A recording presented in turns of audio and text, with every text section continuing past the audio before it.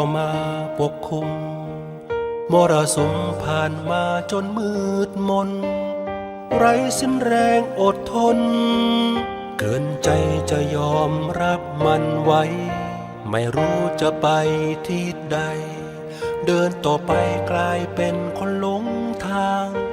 ชีวิตต้องมีความหวังเพื่อเดินต่อไปสิ้นปลายอุโมงค์จะมีแสงขอเธออย่าอ่อนแรงอดทน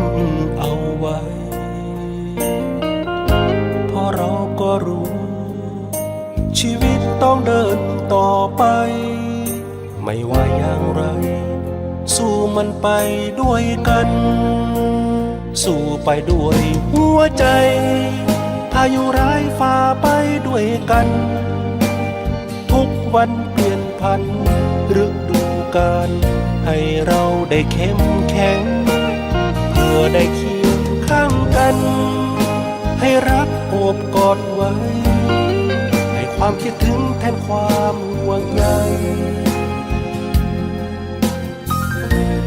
ห่างกันไว้ก่อนจะพบกัน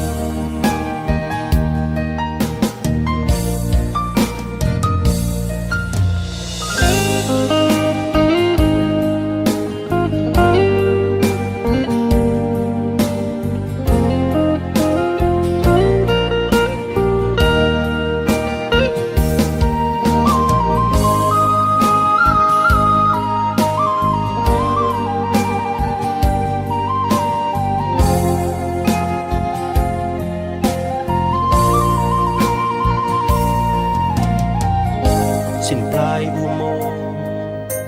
จะมีแสงขอเธออย่าอ่อนแรงอดทนเอาไว้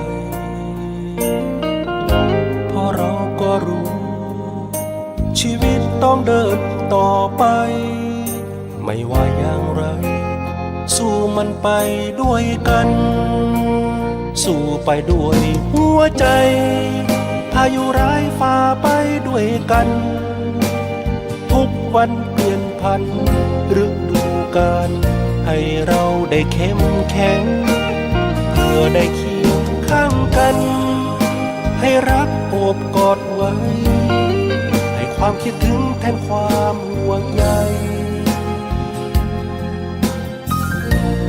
ห่างกันไว้ก่อนจะพบกันรักษาตัวเองให้ดีนะแล้วมันจะผ่านพ้นไป